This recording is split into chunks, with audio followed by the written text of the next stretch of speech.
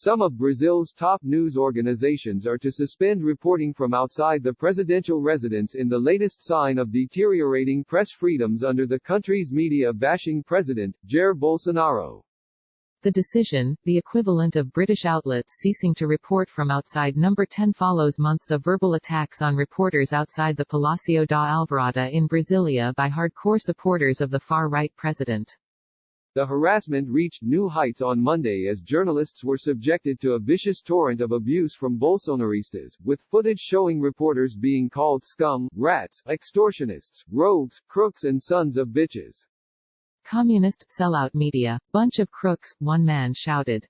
The news organizations withdrawing journalists include the television broadcasters Globo and Band, the radio station CBN, the websites G1 and Metropolis, and a trio of leading newspapers, Valor Econômico, O Globo and Folha de São Paulo. The lack of security for its journalists outside the Palácio da Alvorada has led Grupo Globo to decide that its professionals will no longer work there, Brazil's largest media group said in a statement. Verbal attacks on journalists have become a hallmark of Bolsonaro's presidency, with Brazil's Trump-admiring leader often egging on supporters outside his home. Bolsonaro's third son, Eduardo, who is the representative of Steve Bannon's far-right The Movement in South America, regularly attacks what he calls the extrema imprensa, extreme press.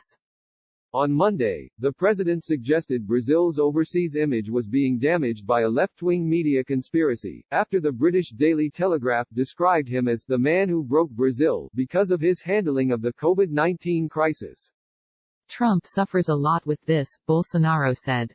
Politicians from across the political spectrum condemned the Bolsonarian attacks on the media. Alessandro Molin, a member of the Brazilian Socialist Party who is leader of the opposition in the Chamber of Deputies, told Folha de São Paulo, "This just shows the extent to which Bolsonaro remaining in the presidency threatens our democracy and our fundamental rights, such as freedom of expression. What we are witnessing is very serious. Either our institutions stop Bolsonaro or he will destroy the country." Manuela Davila, from the Communist Party of Brazil, tweeted, "It is absurd that these organizations have to suspend their coverage outside the palace because the president disrespects, threatens and incites his followers to attack journalists."